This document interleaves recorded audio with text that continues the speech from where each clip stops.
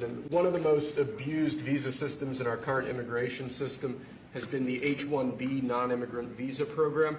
This is supposed to allow highly skilled laborers who work in fields that Americans don't work in to come into the United States of America. What this proclamation will do is raise the fee that companies pay to sponsor H-1B applicants to $100,000. This will ensure that the people they're bringing in are actually very highly skilled and that they're not replaceable by American workers. So it'll protect American workers, but ensure that companies have a pathway to hire truly extraordinary people and bring them to the United States to work. We need workers. We need workers. We need great workers. And this pretty much ensures that that's what's going to happen. I think, Sean, do you agree with that? Well, they're $100,000 per year. So the whole idea is no more will these big tech companies or other big companies train foreign workers. They have to pay the government $100,000, then they have to pay the employee. So it's just not economic. If you're going to train somebody, you're going to train one of the recent graduates from one of the great universities across our land. Train Americans, stop bringing in people to take our jobs. That's the policy here, $100,000 a year for H-1B visas, and all of the big companies are on board. We've spoken to them about the gold card. They love it. They love it. They really love it. They need it. Go ahead, Sean. Mr. President, it seems like you've probably seen the news by now that the US is looking to add massive fees onto people coming into the US on the H-1B visa. The H-1B visa is essentially a particular category of visa that allows people to find a job, that have the right qualifications, the right skills and experience, and then participate in a lottery to obtain legal entry into the US to be able to work. You need to qualify for a lot of things to be able to get this visa, and you need to have a company that's prepared to sponsor you. So it's quite a challenging visa to get. There are thousands, millions of people in the US on the H-1B visa, and there's this perception that it's only tech people that get this visa. It's also a lot of medical professionals and school teachers and people in the education system. Some Americans are saying, this is great, we don't want H-1B visa people here, because they're taking away jobs from us. In my opinion, unless the government is going to address a very enormous issue, and that is the cost of education in the US, I don't understand why you're doing this. This is going to massively impact the healthcare system. This is going to massively impact the school system. This is not going to impact the technology world. They're just going to offshore things.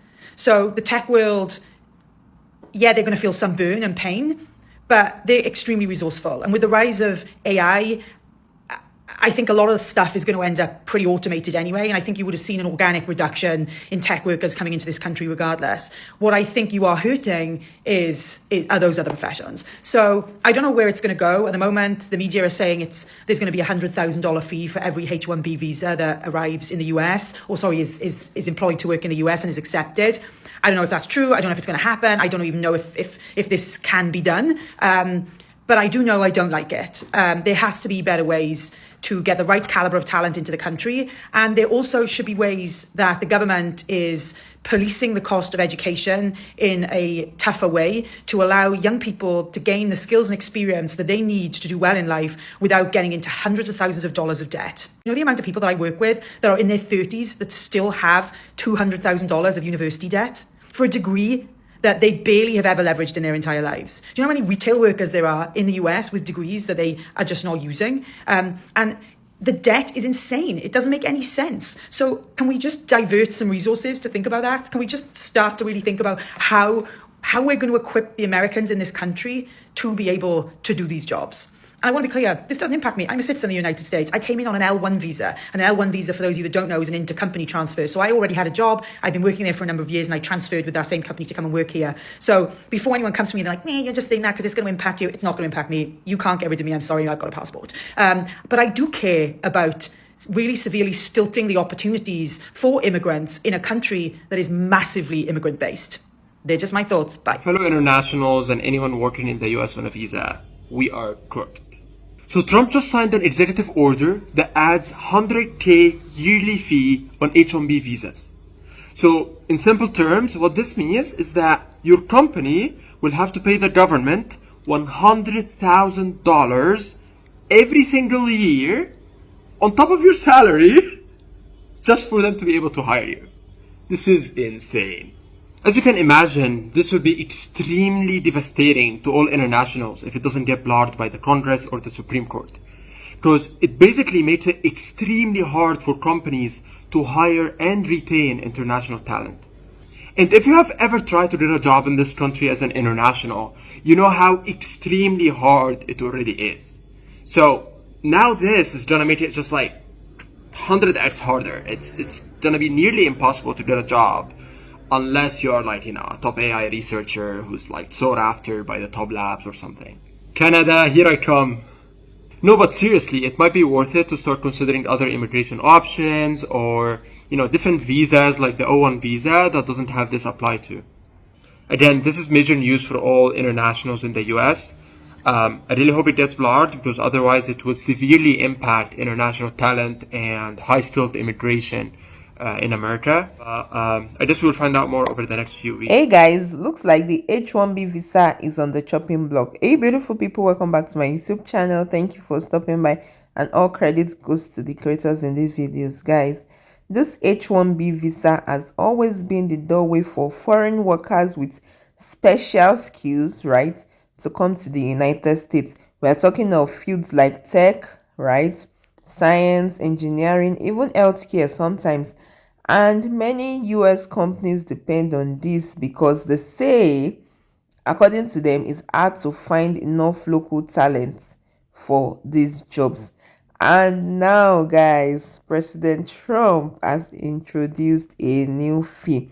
So from now on, any employer, right, that wants to bring in a worker from outside the country must first pay a one-time fee of $100,000, guys.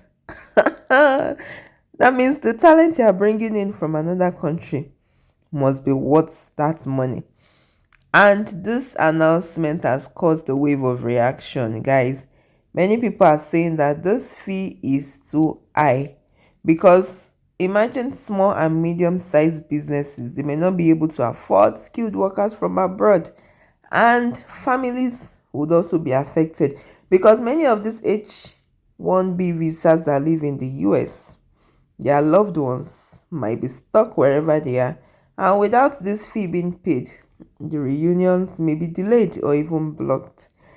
And many people are also saying that this rule can make the US less competitive in the global technology race or the global skilled markets race because skilled workers might decide to take their knowledge, and I also agree with that, to other countries that welcome them more easily. I mean, the United States is not only the country that is called the land of opportunity. There are many countries that are, lands of opportunities. You just need to explore the other places. So, guys, what do you think about this in the comment section? Because even legal experts are saying that, this might not stand in court since Congress usually, has to approve big immigration changes. Guys, let me know what you think in the comment section. But I just think this is absolutely ridiculous. $100,000 is a lot of money. And I believe it's just doing this, so as to strengthen and keep the jobs within America for Americans. Let me know what you think in the comment section. Let's keep watching this video. So Trump has announced he's going to impose a $100,000 fee on companies trying to bring in new workers on an H-1B visa, which by itself is very stupid because it essentially cuts off what has been our lifeline for tech growth for the last 40 years and bringing in very high-skilled workers from other countries to the United States. I mean, pretty much every major leap we've made in technology in this country has had some level of skilled immigration involved in it. Hell, as much as you may dislike Elon Musk, he is a product of the H-1B visa program as well as many other major tech entrepreneurs. Trump's argument here is that there are skilled workers in the United States. And yeah, there are. I'm not denying that, but you know what? They probably cost a lot more, and there's just not as many. So scaling is not going to be easy, and American workers are less likely to risk it all on a startup, which means our startup economy is going to be ruined. And you know where those foreign workers are going to go? The other places that would love to have them. The Chinas, the Indias, the Russias of the world, or Europe and Japan, because they will accept them as well. But all of that aside, God damn it. I just want to point out that like many of his previous executive orders, he just can't do this with the sweep of a pen. A president cannot unilaterally slap a $100,000 charge on H-1B visas. Here's why. Immigration filing fees are set by regulation, period, end of story. The U.S. Customs and Immigration Service inside the Department of Homeland Security sets those fees to match the recovery costs of the agency. That's all they're allowed to do. That is the law. It is Section 1356, subsection M of the Immigration and Nationality Act. The president cannot override that, period. What Trump is doing is firing off these executive orders, knowing full well they will lose in court. Then he can turn to his base and say, well, see, I tried, but the liberal Democrat courts shot me down. No, the law shot you down, Mr. President. It's all a game now, though. He's just trying to generate votes from the ignorant by using executive orders that he knows full well won't fly, but it's what his base viscerally feels like they want. And here's another key point. Changing the fees requires notice and comment rulemaking under the Administrative Procedure Act. That process exists so the executive can't just make rules that could irreparably harm the United States, like shutting out an entire class of skilled workers. The Trump administration would have to publish a proposal, take public input, and finalize it. Oh yeah, and Congress can weigh in at any time as well. At worst, what we're looking at is his executive order can tell agencies to start that process, but they cannot skip it. It cannot invent a giant new surcharge out of thin air. Now you might say, wait a minute, Chad, didn't we just see a fee and surcharge increase that went beyond the cost recovery just recently? And I would say, yeah, you're right, but those came from Congress. It was a training fee of $750 or $1,500. There was also a fraud prevention fee of $500 and also a heavy user fee of $4,000. All of those are real, all of those are legitimate, and all of those are significantly lower than $100,000 and were all created by statute, not by presidential executive order. So could Trump try to use Section 212F to block entry unless these people pay or these businesses pay?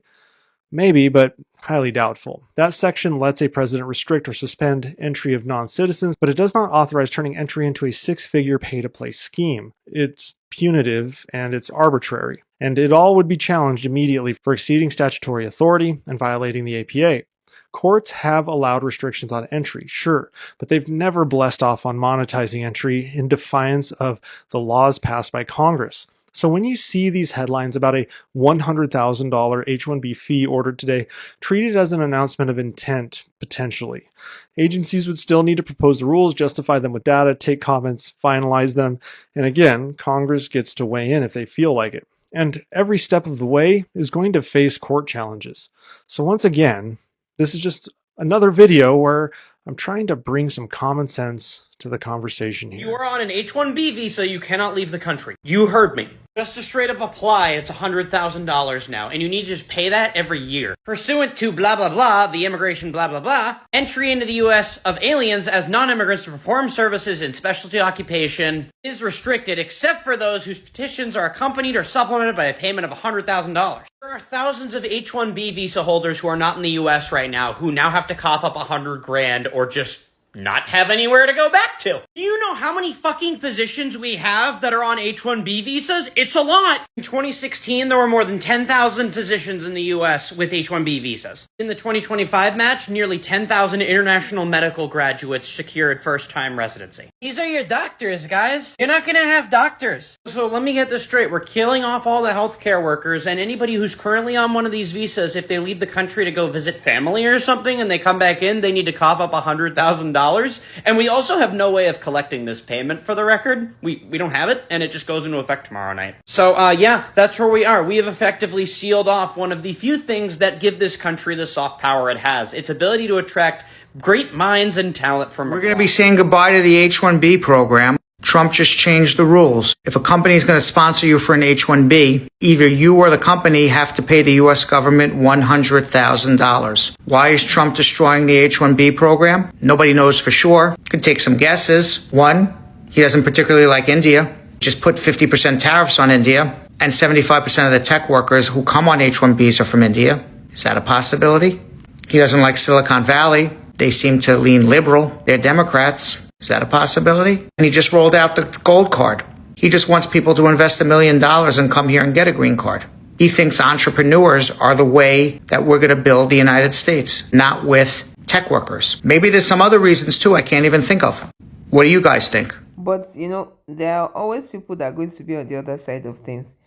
Many people are saying that this is what America needs, that this H-1B program has been abused for a long time and it has been taken advantage of, because instead of these companies bringing in workers for specific and special roles, they have used it to hire cheap labor and they have left American workers behind. So by demanding this $100,000 fee, the government will force these companies to think twice, right? Because if a business truly needs a worker from abroad, according to them, they say it will pay. But if this role can be filled with an American, then so be it, guys. Let me know what you think in the comment section about this. Do you think this is about fairness and protection, right? What do you think? Because I feel that it's trying to say that, oh, okay, the jobs should come to Americans first, and while still kind of, keeping the door open for the most important and skilled foreign experts. I need to know your thoughts in the comment section. Let me know what you think about this. I really want to hear from you. Anyways, if you have found value in this video, don't forget to like, share, and subscribe, and I'll see you in my next video. Please stay safe. Mental health is important. Ciao.